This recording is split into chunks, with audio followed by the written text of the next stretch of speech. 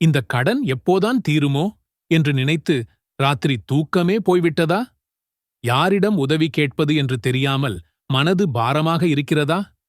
கவலையே படாதீர்கள். மலை போன்ற கடன் இருந்தாலும் அதை நொடியில் தீர்க்கும் சக்தி அல்லாஹ்வுக்கு உண்டு.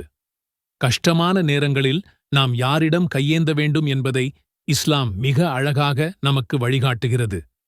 இன்று நாம் பார்க்கப் போவது நம்மீது அதிக பாசம் வைத்திருக்கும் நமது அன்பு நபி ஸல்லல்லாஹு அலைஹி வஸல்லம் அவர்கள் நமக்காகவே சொல்லிக் கொடுத்த ஒரு அற்புதமான மிகவும் சக்தி வாய்ந்த துஆவை பற்றித்தான். இந்த துஆவின் முழுமையான அர்த்தத்தையும் அதை எப்படி ஓத வேண்டும் என்பதையும் தெரிந்து கொண்டால் இன்ஷா அல்லாஹ் உங்கள் கவலைகள் அனைத்தும் பனி போல உருகிவிடும். நாம் இப்போது பார்க்கப் போகும் இந்த துஆ சாதாரணமானது அல்ல. இது ஸஹீஹ் அல் புகாரி போன்ற மிகவும் நம்பகமான ஹதீஸ் நூல்களில் பதிவு செய்யப்பட்டுள்ளது.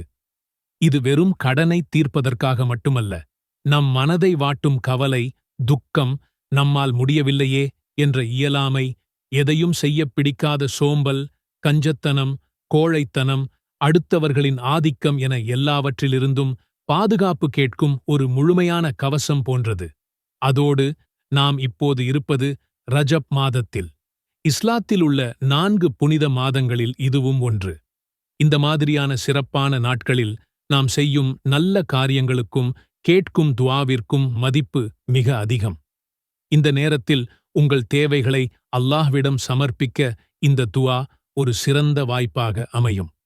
சரி, இப்போது அந்த சக்தி வாய்ந்த துஆவை பார்க்கலாம். அல்லாஹும்ம இன்னி அஊது பிக மினல் ஹம் வல் ஹஸன் வல் அஜ்ஸி வல் கஸலி வல் புக்லி வல் ஜுப்ன் வதலஇத் தைன் வகலபத்திர் ரிஜாலி.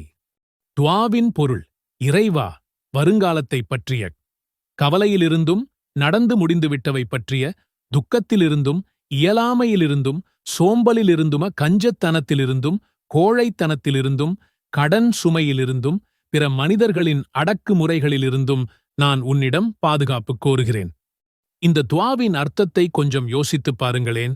எவ்வளவு ஆழமானது! இது வெறுமனே கடனை தீர்த்து வையா அல்லாஹ் என்று கேட்கவில்லை. அந்த கடனால் வரும் கவலை, அதை அடைக்க முடியாமல் போய்விடுமோ என்ற கையால் ஆகாத்தனம், முயற்சி எடுக்க விடாமல் தடுக்கும் சோம்பல் என எல்லாவற்றிலிருந்தும் அல்லாஹ்விடம் நாம் பாதுகாப்பு தேடுகிறோம். இந்த துஆ உங்கள் மனதிற்கு ஒரு ஆறுதலாக இருந்திருந்தால் மறக்காமல் இந்த வீடியோவிற்கு ஒரு லைக் போடுங்கள். என் அன்பு சகோதர சகோதரிகளே, இந்த துஆவை தினமும் காலையிலும் மாலையிலும் ஓதுவதை ஒரு பழக்கமாக ஆக்கிக் கொள்ளுங்கள்.